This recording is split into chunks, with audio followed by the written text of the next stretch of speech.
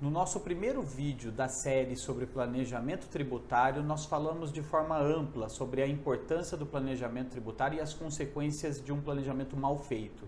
E hoje eu quero entrar em detalhe nos pontos específicos, em 6 pontos que você, administrador e gestor, precisa se atentar para fazer um bom planejamento tributário.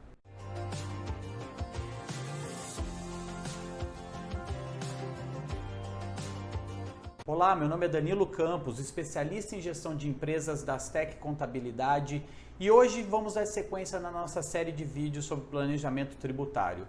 Já disse no vídeo anterior, que eu vou deixar na descrição deste vídeo, a respeito das importâncias do planejamento tributário e suas consequências. E quero tratar um pouco mais detalhadamente sobre os requisitos e em quais pontos específicos você deve se atentar para fazer um bom planejamento tributário ou passar essas informações de forma muito concreta e muito qualificada para o seu contador ou o seu consultor que irá fazer o seu planejamento tributário. E antes de darmos sequência no nosso conteúdo, dê o seu gostei para sabermos que esse assunto é relevante para você e se inscreva no nosso canal para você ser avisado de novos conteúdos como esse. O primeiro ponto que eu quero tratar com vocês é o mais básico, receita da sua empresa, receita operacional bruta, como ela está e qual é a previsão para o ano que vem, para o ano de 2022. Isso é muito importante porque ele vai ser a base de todo o planejamento tributário. É claro que você tem que levar em consideração as suas perspectivas e alguma análise subjetiva de crescimento.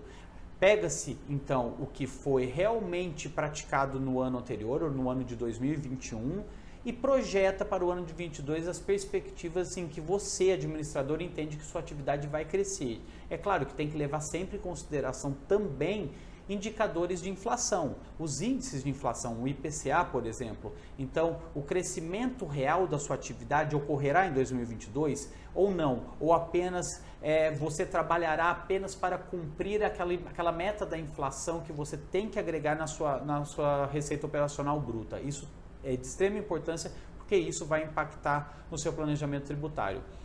Isso é muito importante também para as empresas do Simples Nacional, para fazer a opção do Simples Nacional.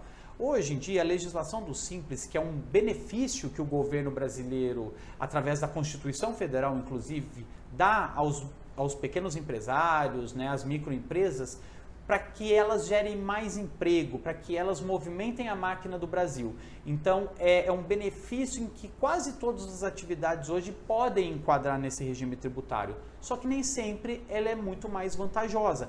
Tem que tomar cuidado.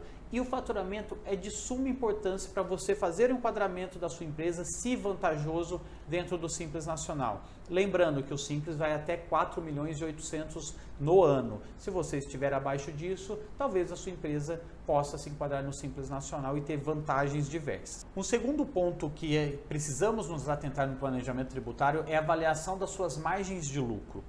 Assim como na receita operacional bruta, nós temos que levantar o demonstrativo de resultado de exercício, que já tratamos em outro vídeo, inclusive, porque lá constarão as receitas todas da empresa, assim como suas despesas e, consequentemente, lucro ou prejuízo da entidade. Então, é importantíssimo a DRE estar atualizada, estar correta, gerencial, muito bem feita, porque a tua margem de lucro também pode ser um fator decisivo no seu planejamento tributário.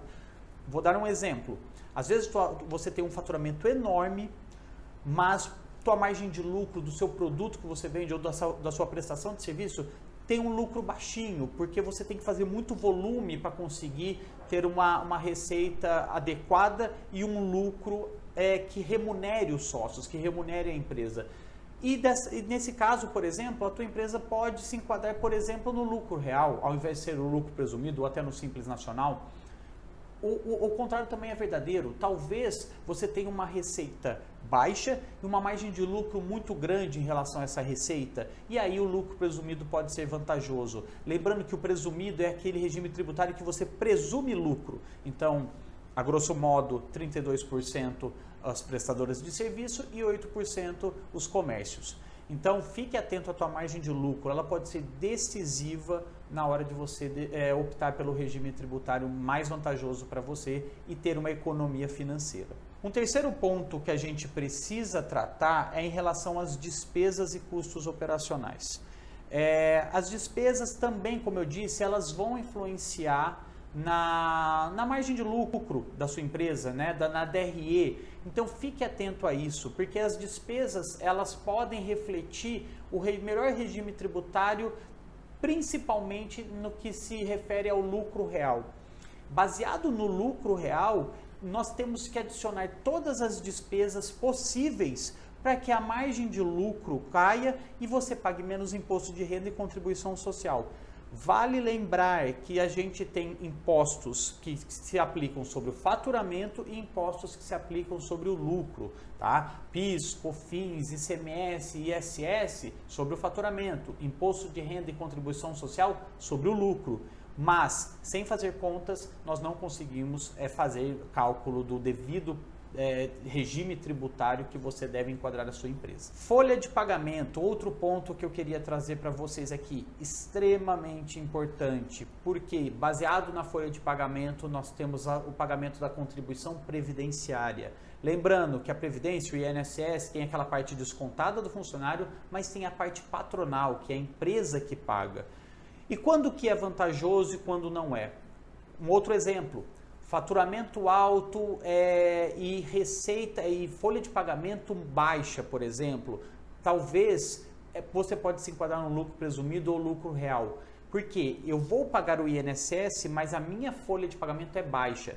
Por outro lado, a tua empresa talvez seja melhor ser enquadrada no Simples Nacional, porque você tem uma folha de pagamento muito alta e isso gera um encargo muito grande do INSS e dentro do Simples Nacional, dependendo da sua atividade, já estará inclusa na alíquota única, que é o que paga sobre o faturamento da sua empresa. Então, dentro dessa alíquota envolverá todos os tributos, inclusive o INSS patronal.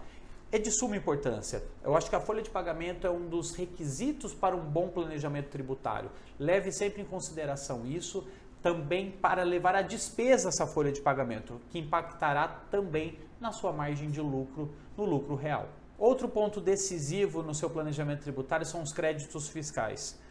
Como você compra os seus materiais ou a sua mercadoria para revenda? Você tem crédito disso caso você esteja, por exemplo, no lucro real? Talvez no lucro presumido você não tenha o direito de se apropriar desses créditos, assim como no Simples. Então, o planejamento tributário deve também contemplar os créditos sobre suas compras ou insumos de produção, por exemplo, né, que você aplica na produção de um produto, se caso você tenha atividade de indústria. Então, os créditos tributários também vão contemplar esse planejamento tributário e eles podem ser relevantes na hora da decisão de qual o melhor regime para o ano seguinte, para o ano que vem. Então, o crédito, às vezes você tem uma empresa com muitas compras, com muitos fornecedores que vão te transferir crédito. Leve sempre isso em consideração também. E por último, eu quero falar sobre as obrigações acessórias.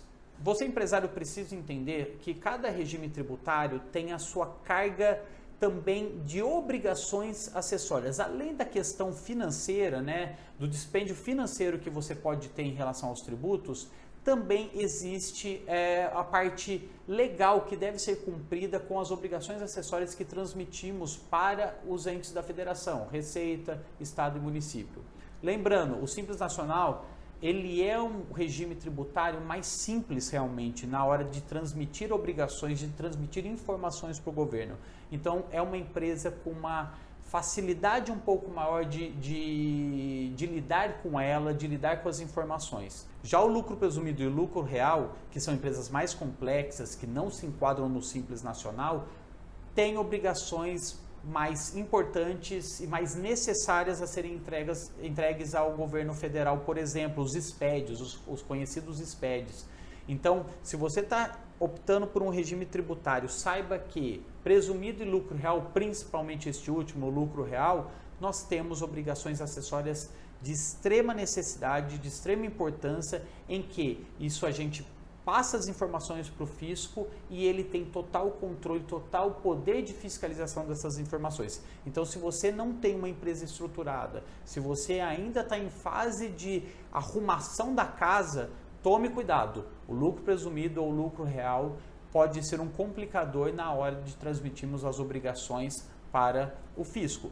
Lembrando que toda empresa, sendo lucro real, lucro presumido ou simples nacional, precisa ter uma contabilidade em dia, correta, legal, para que qualquer pessoa interessada, inclusive o fisco, possa acessar as informações sem ter qualquer problema, sem gerar qualquer ônus para a empresa, né, como uma autuação por falta de escrituração contábil. Bom, esse era o segundo vídeo da nossa série de planejamento tributário. Falamos então dos benefícios do planejamento tributário, dos pontos de atenção que você empresário precisa ter. E no próximo vídeo vamos tratar especificamente e separadamente sobre Simples Nacional, lucro presumido e lucro real. Se você gostou desse vídeo, gostou desse conteúdo, compartilhe com outros empresários e te vejo no próximo vídeo. Até lá!